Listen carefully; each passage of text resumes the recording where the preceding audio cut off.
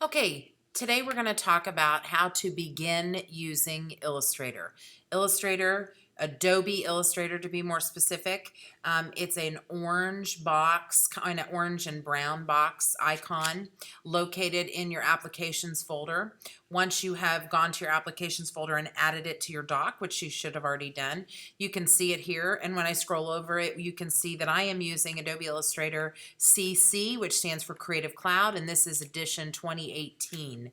Adobe comes out with editions, new tweaks or additions to Creative Cloud every couple weeks usually. So matter of fact, this little red icon up here probably means that I have updates to install. So there, and here you can see that is the case.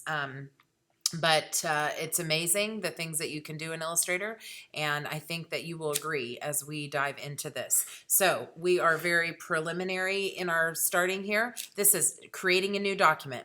Now we can do this one of two ways. I can go here, or one of three ways. I can go here and click Create New. I can go up here and go to, oh, forgive me, I cannot do that. I'm not looking. There we go. I can go up here and go File New. I can go up here and go Create New, or I can hit Command on my keyboard, both to the left and the right of the spacebar, and Command N for New. Now, this other stuff that you see here, these are previous documents that I was working with students. So if you begin to use the same machine, begin to sign on as the same user, you will see previous documents show up like that as well, I believe. I actually purchased my own license of Creative Cloud, not related to the district, just because there's some additional features that I want to have, and that doesn't come with our district license. So I continue to have my own account as a Creative Cloud user. Okay, so Command N is what I did, or I could have done here, Create New, or I could have done here, File New, but I did Command N, and I get this screen. And on this screen, you can see recent, you can see saved, you can see mobile, you can see web, you can see print, you can see film and video, and then art and illustration. Basically what that means is Illustrator's asking you, what kind of document do you want to make? Do you want to go back to your recents, which was previous recents for me is all these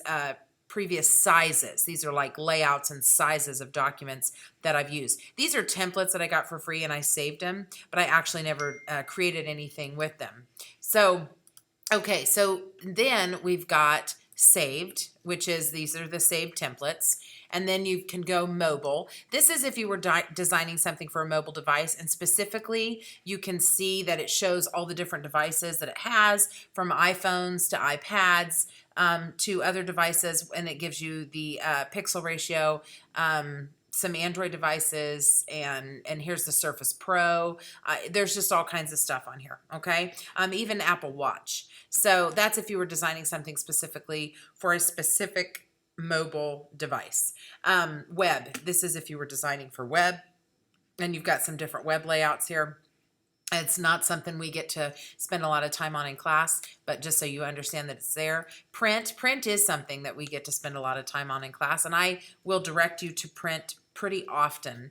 And today we're even going to start with just letter meaning 8.5 by 11 sheet of paper, which most of you would know is like a worksheet or a piece of paper that you'd put into a copy machine. So pretty standard there, but here are some additional sizes as well. Film and video is up here, and of course that is even more unique and different. And this is if we were doing some other stuff. We won't have time to touch on that in class, but so that you understand it's here, that's great. You can see it says HDV, HDTV, the 4K, UHD, and all that good stuff that you hear about with new TVs. Here is art and illustration. Again, we probably won't touch on this a lot in class, but just so that you know it's here and it's available. Anyway, so moving back to print, we're going to go to print. We're going to go 8.5 by 11 letter. We're going to go over here, and let's, you can title this practice, you can title this whatever you want, because we are just trying to see what it is like to begin a new document. Now, we do not work in points. Points is used often in journalism. We don't talk about points in here a lot. I could explain it to you, but it's kind of confusing, and I would just prefer that we switch that to inches. And then there's our 8.5 by 11. Of course, orientation means vertical or horizontal. Vertical up and down, horizontal side to side. this is which direction is the sheet of paper going to be on your artboard, okay? So we're going to stick with vertical. That's a default. If I were to change it to horizontal, you can see right there the width changes to 11 and the height changes to 8.5. And so it changes with my selection.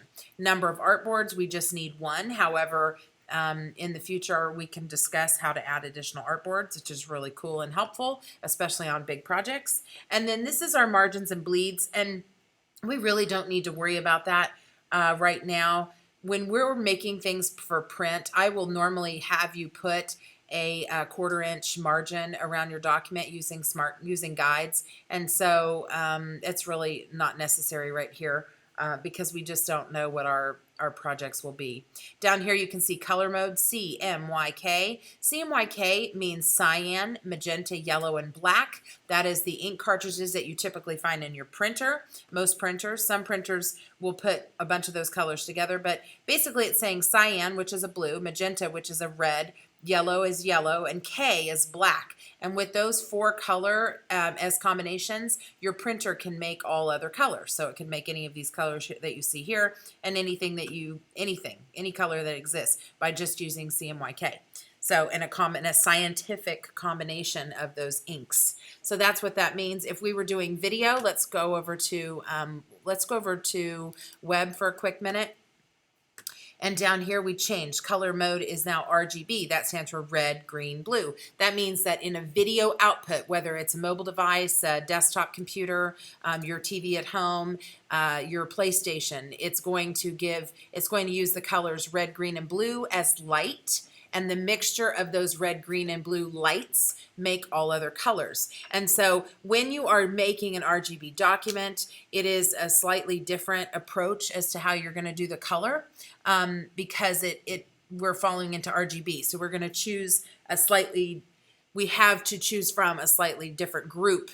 You can get close, so you can see CMYK colors that are very similar to RGB colors, but there are slight differences. Some that are not noticeable to the human eye, but some that are. So that's just something to be aware of. We're choosing print, letter, which is 8.5. We're gonna go back to inches. I need to change that to default. And it's 8.5 by 11. We're gonna go vertical orientation, 1 artboard, and yes, we are in CMYK. So we're gonna hit create. When we do that, we see this giant sheet of paper that shows up here, and it's similar to what the rectangle that you would see on a sheet of paper in the classroom. I'm going to pull this off the edge a little bit so I can see this a little bit better.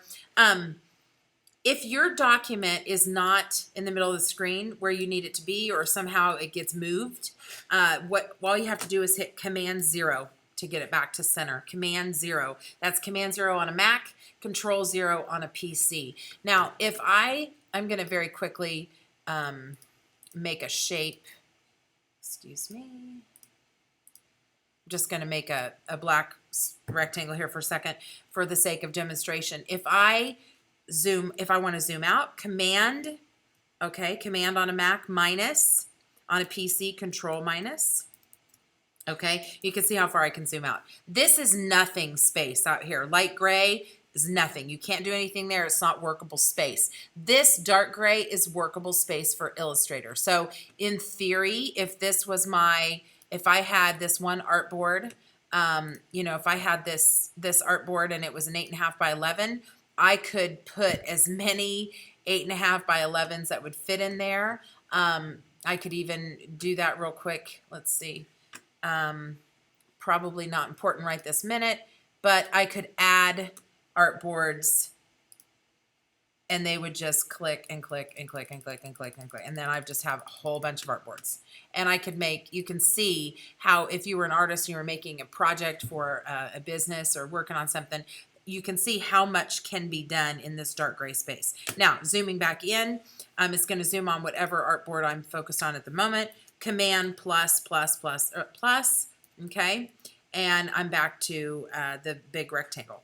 Now, Command or Control on a Control on a PC, but the plus will bring us back to regular. Now, if I want to make that just full screen again, remember that's Command 0, okay? So now we have Command 0. Artboards. Let's delete these artboards for now. but you can see how we can create those. And now we're just back to our one page. Now we've got all our tools over here. What you need to understand about the tools is that they can be moved around and placed in different spots. So I can literally grab the panel and I can float it and I can move it around. So if I'm really doing something extensive with brushes, I can grab this and float it around. If I'm doing something with strokes, appearance, transparency, and these all are movable. Now I can also take this entire thing and go back.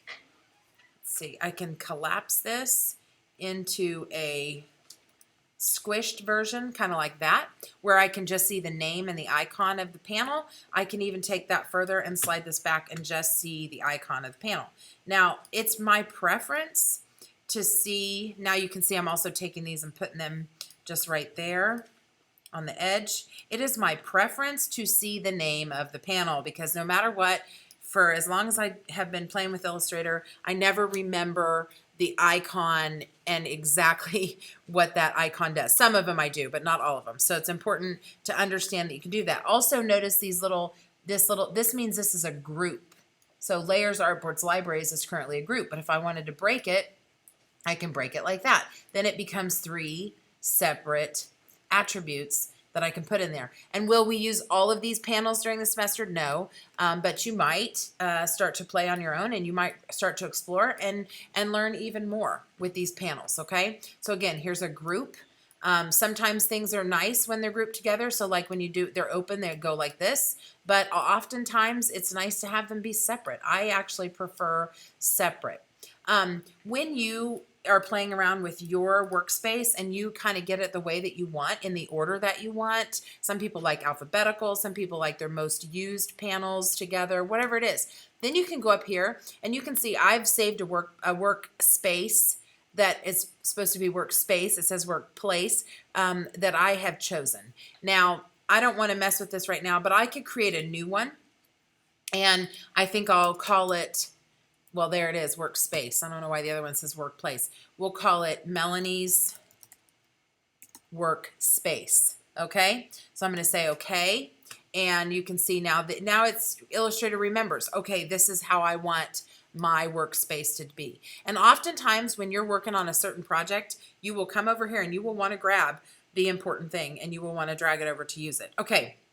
Across here, let's talk about this. First of all, here's our document. We can see we titled it Practice. I can see that I'm looking at it at 144% of its actual size, and it is a CMYK project. And sometimes that's important to know. We have to look that up. Here is our tool panel. Okay, so these are panels. Different things that you can use, but these are toolbar, excuse me. This is the toolbar. The toolbar can be it can float as well. I can put it back over there. It can be one line, one long skinny line, or it can be a double line. I prefer the double line because to me it's just easier to see. Now, this is my direct selection. Direct selection is a black arrow. With the black arrow, I can move my shape around. I can also just pick up my shape and move it around, okay? But I can resize it and change it and all that. If I want to make it larger, but I want to preserve the fact that it's a rectangle, I can come over here. I'm on black arrow. I can hit, and black arrow means selection tool, and the quick key for that is V as in Victor.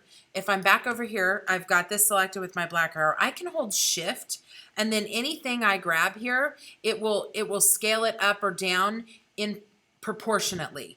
So I'm not losing my actual original shape. I'm making it bigger or larger, but I'm not losing my original shape because Shift, holding down the Shift key, will preserve proportions. Now I'm not holding down the Shift key, and you can see that I can change this or move it, or it's allowing me to distort it from what we had, okay?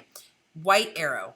White arrow is direct selection tool. Also, the quick key is A, meaning if you just hit the letter A, it takes you to the white arrow. If you see these dots in here, they look like little eyeballs in the corners. Those are called live corners. Those will show up when you are using the direct selection tool. Direct selection tool, right now I've got this whole shape clicked on, so yes, I can move this around. But in direct selection, I can also double click a point and I can pull it. And I can distort this. Okay, and the possibilities are really endless with this. So this has other editing capabilities that the black arrow does not, and you will have to use this pretty often in different projects. Now, going back to the entire shape, clicking it, see, notice when I double click here and I move this, I only have the little eyeball here. But when I click then on the center, I get all the eyeballs back. And what those eyeballs mean, they're called live corners, and I can curve those. And it allows me, in this instance, to bring it all the way to a circle. The red is saying we can't go any further, okay? Or I can bring it back. So I can really alter this shape and end up with something like that, which is kind of cool.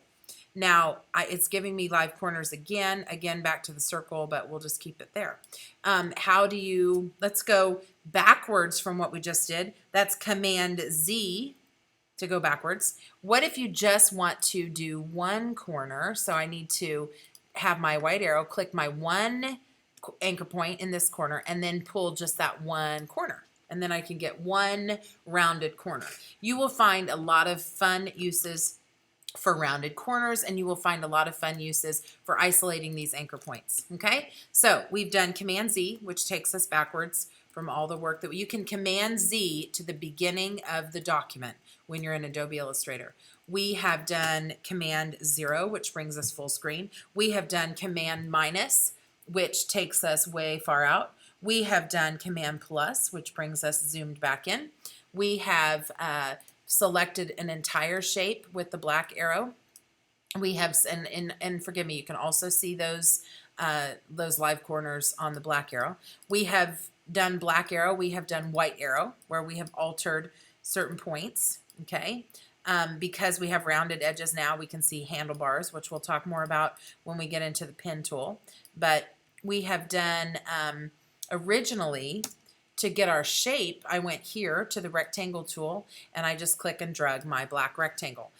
My black rectangle, because this box is black, it's the fill color. This box has a white with a red slash through it, meaning no color, and this is for the stroke. So that's why we have a black rectangle with no stroke around it, no outline around it. Let's double click the black, and I can come over here and I can choose any, I can choose any color that I want. Okay, so let's change it to that. And now we have a green rectangle. So it really can be anything that you want. Now, I can also change it to a rectangle with no fill color, but it can have a stroke color. So there's that. There's the green rectangle. If I wanted to do that and go up here and here's my stroke, but geez, I can't see the stroke very much. It's too small. Let's kick that up. And now we have a big stroke. Okay, we'll talk more about stroke, because notice that the stroke is centered. It is getting thicker from both the inside and the outside. It's straddling that line. But there are also other ways to set that. And again, I can come back over here and I can play around with the rounding and all of that. So possibilities are truly endless with this. So we've learned several quick keys today. We learned the direct selection and selection arrows. We learned fill and stroke. We can go back to default fill and stroke, black and white right there by clicking this guy. We can switch them by clicking that. Okay, and we've learned basically how you can move panels around and find them and use them. If you don't see a panel that you want, you go up to the word window, and let's say, what are we missing over there? Let's say we're missing, we are missing the symbols panel. Let's say we're missing that. And there it opened, and I'm going to come over here and I'm going to add it to my panel. So you can take these, change them, move them around, float them. You can do all kinds of stuff. Again, you can collapse it so it's even smaller and you have more of a workspace, whatever it is that you need. And I hope you find this video helpful with kind of starting and just practicing and playing around with some of the basic things in Illustrator. And next we will use more tools and more panels and keep our learning going with Adobe Illustrator CC. Bye.